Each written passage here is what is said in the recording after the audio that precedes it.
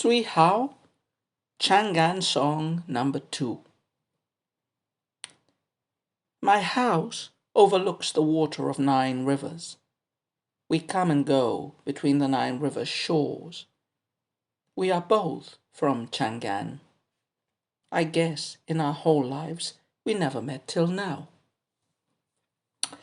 So we continue today with the second of Cui Hao's 4 Changgan songs, which, as we mentioned in the previous video, are a set of 4 pieces based on a Juefu topic, and which I haven't read the last 2 ones. I'm not sure they are translated into any Western language, but I imagine they would continue with the denouement of this relationship that is being played out in these poems. So the first poem, well, the first 2 poems actually have the same context. They are an encounter of 2 boat people.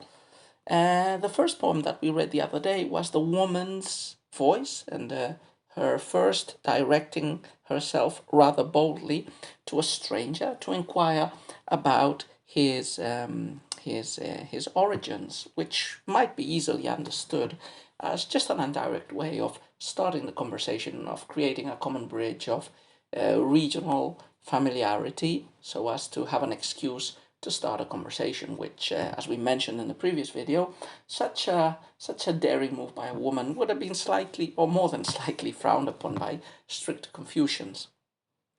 What is going to be the response of the man? Is he going to open the door for this flirtatious conversation to continue, or is he going to shut it? Well, he seems to be ready to continue, at least for the time being, with the flirtation. And this poem of his answers the original poem with also a flirty and indirect affirmation of a voluntary wish to continue to proceed with the conversation. So the topic of this poem is the same as the topic of the previous poem. So this is a very typical ballad, because dialogues are very typical in ballad forms, not only in ancient China. Also, if you take a look at the romances in Spain, or the traditional ballads of England, you also have this pretty straight, spontaneous language. It's not too charged up with rhetorical tropes and figures, and dialogue is, a very common mechanism, probably to give liveliness to these poems, especially in an oral recitation. So, same topic as the previous poem, an encounter of 2 people in the south. This folksy tone of these people from the south, from the Jiangsu area, and from a past period with their slightly looser morals than we have in the north of China, which is more of a Confucian conservative bastion, including in mentality. So just a peek at this, at the lives of these simple peoples who are slightly more liberal than the northerners, through these 2 poems.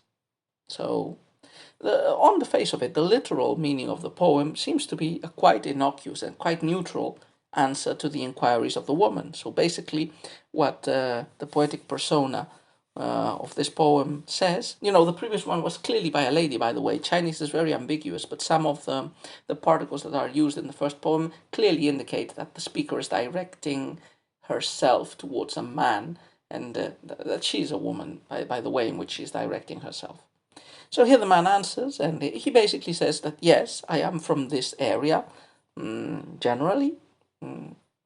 And, well, it's curious, we haven't met till now. What a coincidence. But now is the chance for our meeting. So he is, like opening a door, saying, yeah, you're right, we're neighbors, so we are entitled in a way to have a little bit of intimacy and conversation that we probably would not feel entitled to if we were complete strangers.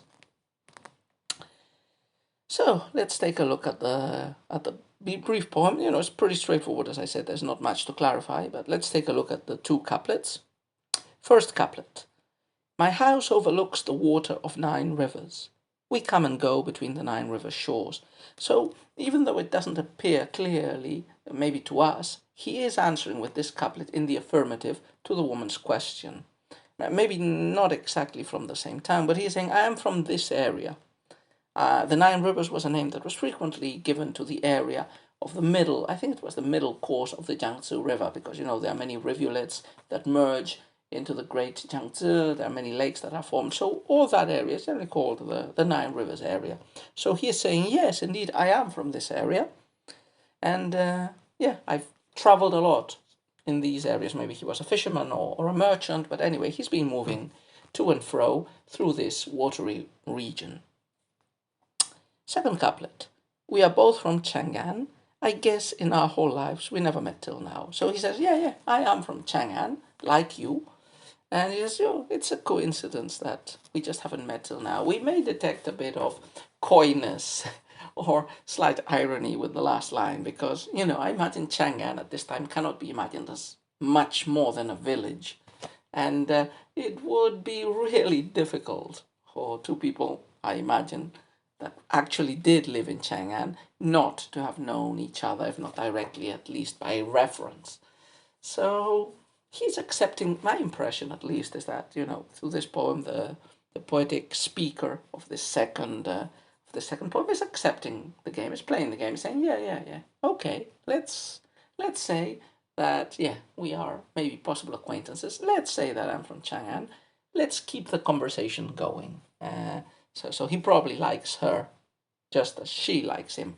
All of this indirectness might seem a bit too hermetic or maybe prudish even from a Western perspective, but you have to apply here cultural differences, like Chinese poetry does have examples, even from before the Tang Dynasty, of poems in a female persona in which the female is pretty passionate about explaining her feelings, and you have men's poems as well.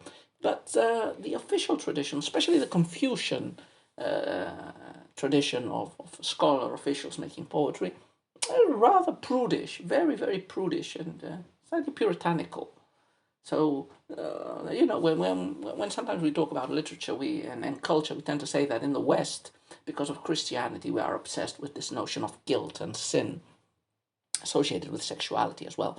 But in the East, in China, where they had nothing whatsoever of that tradition, Judeo-Christian tradition of guilt and sin, they still can be as prudish or even more prudish than medieval Christian literature was, because you just have to think of the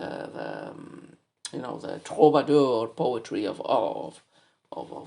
the south of France, of Spain, and of other regions of Italy.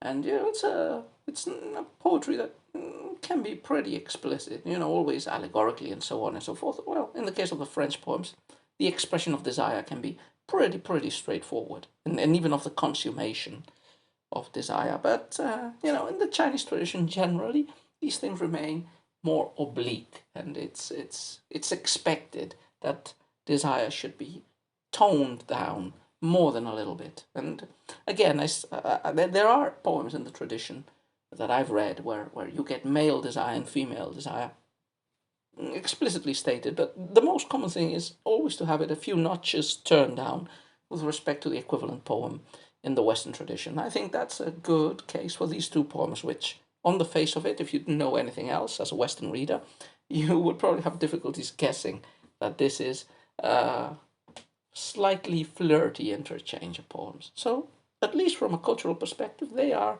an interesting pair of poems.